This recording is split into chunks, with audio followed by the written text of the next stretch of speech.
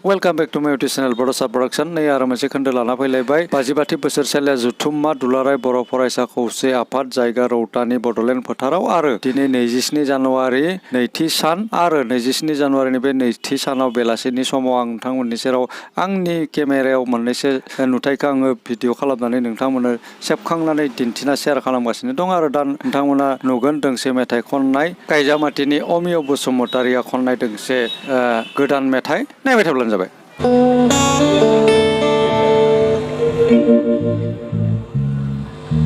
Hello hello दिनैनि बे मोनाबिलि समाव बेयाव नुजाथिफैनाय गासिबो रायजो राजानो आंनि अननाय खुलुमनाय सिबिनायखौ बावहरग्रोनाय जाबाय। लोगोसे आंनि मेथाइ रोजाबनायाव माबाफोर गेरा गोरोन्थि जायोब्ला बयनिसिमबो गुरै निमाहा बिनाय थाबाय।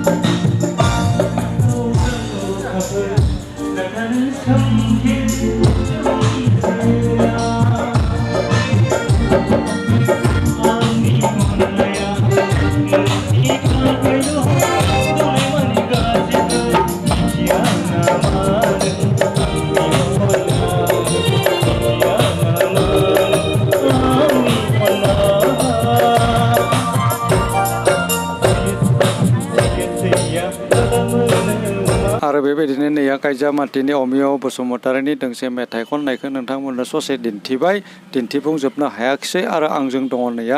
आदैनि फिसाज्ला कमल बर' नायबाय थाब्लानो जाबाय। नैया आंजों दङ आदैनि फिसाज्ला कमल बर'। जों दा बड'लेण्ड फोथारखौ नागारनोसै एसे मोनाबिलिबो जाबाय आरो बेबायदि स्पेसियेल थांखि लाना फैखायाखैमोन एसे जास्ट बेरायनानै बोरै बेखौ माहाय नायनो फैबाय आरो मामायाबोथ' दोङो दसे थाबावदो नोंसोरो आं आरो बारा सम थालिया एसे उन्दै खुदिया लाना फैदों जिहेतु बड'लेण्ड फोथारनि मोननैसो नोंथांमोननो नुथायखौ दिन्थिबाय दिनै 27 जानुवारि 2023 नायबाय था फंबाय आं थांगोन दे थिग আছে गाबोन फैगोन दे आरो बेनिफ्राय जाहैबाय नैया बेफोर जोबोर मोजां समायना बेवहाय नोंथांमोना नुगासिनो दं आरो फैबाय थादो आरो जों दा बे बड'लेण्ड फोथारखौ नागारनोसै समाबो एसे 5:22 जाबाय दायो मोनाबिलिनि आरो बेवहाय आरो एसेबां थानो गोसो गैला नाथाय सेलेब्रेसनखौ आंहा एसे दाहा थानायसै सेलेब्रेसनखौ आं दिन्थिनो हालिया सेलेब्रेसनखौ नेबाय थायोब्ला एसे हरबो थौनो हानाय बिथिं फैदो बाना फैदो सेलेब्रेसना एसे गोबाव जागोन दा गोजोननि आलारि बाथिखौ लागायग्रोगोन जिहेतु बेवहायबो सम नांगोन आरो माथिक 1 घन्टासोनि उनावसो सेलेब्रेसना जागोन ओंखायनो आं बे बड'लेण्ड फोथारखौ बेवहाय नागारथ'नोसै दिनैनि थाखाय आं फैलायगोन दिनै 27 खालार 2023 आरो बेबायदियैनो गाबोन फैनो हायैनाया नाजागोन आं गाबोन फैनो हायाब्लाबो 29 खालि फैथारगोन गेवलां मेल खालि ओंखायनो दिनैनि थाखाय बड'लेण्ड फोथारखौ नागारथ'नोसै आं नोंथांमोना नायबाय थादो नैया बड'लेण्ड फोथाराव दासिम मानसि होंगो दोंगो नङाब्लाबो मानसिफोरा दा फैनाया फैगासिनो दं थांनो बेबायदि माने नोंथांमोना नुगासिनो दं नैया बड'लेण्ड फोथाराव आरो नै गाहाय दरखंनि मोखाङाव आरो नै नोंथांमोना नुदों गोबां जोहोलाव सोमला बसुमतारी सोरमोन बेवहाय लिरनाय दं जांख्रिथायनि थाखाय हाथियारनि जुजिग्राफ्रा आथिखालनि रन कौशल एबा हाबाफारि बेफोरबायदि मोजां माने लिरना गालांदों सोमला बसुमतारी आरो बेनिफ्राय बेथिं दङ नैया ब्रजेन्द्र कुमार ब्रह्म बिथांमोनानो जोंनि हारिनि दिथागिरि आरो बेथिं नायबाय थादों नोंथांमोना बेवहाय Thomas Edison who was Thomas Edison genius is 1% inspiration and 99% perspiration Thomas एडिसननि बेफोरबायदि आरो माने आरो महात्मा गान्धीनिबो दं आरो बेवहाय गोजोन फोथाराव दा आङो आरो गुबुनथिं एग्जिबिसन जेराव दिन्थिफुंसालि बेवहाय आं दिनै थांलिया गाबोन समफोर फैयोब्ला आं दिन्थिफुंसालियाव आं थांगोन एग्जिबिसन हलाव थांनाय जायाखिसै दिनै आरो दिनै इसिबां आरो नायथावनाबो जाखायाखै खोमा मानोना मानसि गोबां फैथ'वाखै दिनै 27 अक्ट'बर आरो प्लास दैया first prime minister of India Jawaharlal Nehru फैबाय था आरो बेथिं जाहैबाय नैया स्वामी बिवेकानन्द आरो बेबायदिनो जोंनि बर'नि सुबुंनि थान्दै बिनेस्वर ब्रह्म नोंथांमोना नुदों आरो बेवहाय नैया जोंनि मुंदांखा एपिजे आब्दुल कालाम बयबो सिनायखायो मिसाइल मेन होननानै मिथिखायो बेखौ बयबो missile main of India doctor APJ Abdul Kalam आरो कनकेश्वर नार्जारी फाउन्डार जेनेरेल सेक्रेटारि आबसुनि बेबायदि गोबां माने माननि सुबुंफोरा दङ सुबुंथिनि थान्दै बिनेस्वर ब्रह्मखौ एसे आवगायावबो दिन्थिबाय आरो नैया जोंनि आगु जारिमिन बड'फाया मा बोरै सेंग्रा समनिया बे बड'लेण्ड फोथारनिफ्रायनो जागायदोंमोन 1986 मायथाइनिफ्राय बेवहायनो गिबि खेबनि थाखाय बड'लेण्ड फोथारनिफ्रायनो बै आलादा बड'लेण्ड सोरजिनायनि सिमांखौ बे बड'लेण्ड फोथारनिफ्रायनो 1986 मायथाइयाव फोसावदोंमोन आरो नैया जोङो बे गाहाय दरखंखौ जों नागारनोसै दिनैनि थाखाय दा नै गाहाय दरखंनि बायजोआव फैबाय आं एसे गाहाय दरखं गाहाय दरखंखौ ओरै एसे दिन्थिना होदो थांनोसै थांनो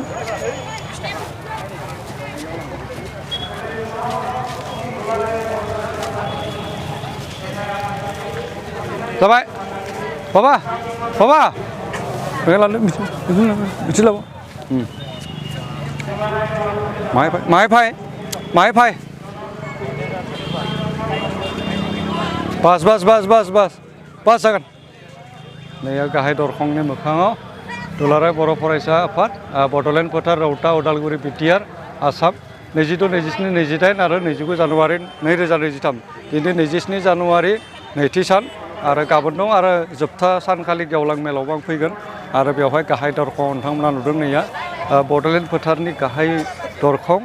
आरो बेनिफ्रायनो फोसावदोंमोन 1986 मायथाइयाव बड'फा उपेन्द्रनाथ ब्रह्मआ आलादा बड'लेण्ड सोरजिनायनि माने सिमां बेनिफ्रायनो जागायदोंमोन बे बड'लेण्ड फोथारनिफ्रायनो आरो आं दा दिनै बड'लेण्ड फोथाराव फैनानै जोबोर गोजोननाय मोन्दों मानोना मैयायो 22 जानुवारि 2023 खालाराव आसामनि गिबि मन्त्रि हिमन्त बिश्व शर्माया जाबायदि फोसावबाय माने गोदान गामि थिसननाय जिल्ला थिसननाय बेबायदिहै हाबाफारि बिश्वनाथनिफ्राय बिथिं गहपुरसिम माने थिसननाय हाबाफारि बेबायदि माने हाबाफारि फोसावनाय हाबाफारि मैया फोसावबाय जिहेतु दिनै आरो सेलेब्रेसनबो दं दिनै थामथि 2020 मायथाइनि 27 जानुवारियाव जिहेतु बिटिआर रेकर्डआ जादोंमोन दिनै 22 आरो 23 दिनै थामथि माने सेलेब्रेसन माने दिनै रंजानाय बेखौ आं दिन्थिबाय थालिया एसे समा बांबाय आं दा ओंखायनो बेखिनियावनो बे बड'लेण्ड फोथारखौ आं नागारबाय जोबोर समायना नुयो बड'लेण्ड फोथारनि थुबाय था बरना हमना ने बेथिं बाबा एसे नों फास थांबानो जाबाय ना बा नैया बड'फा उपेन्द्रनाथ ब्रह्मखौ ओरैबायदि समायना साजायदों बड'लेण्ड फोथारनि गाहाय दरखं आं बेखौ नागारबाय बड'लेण्ड फोथार रौता नायबाय थाब्लानो जाबाय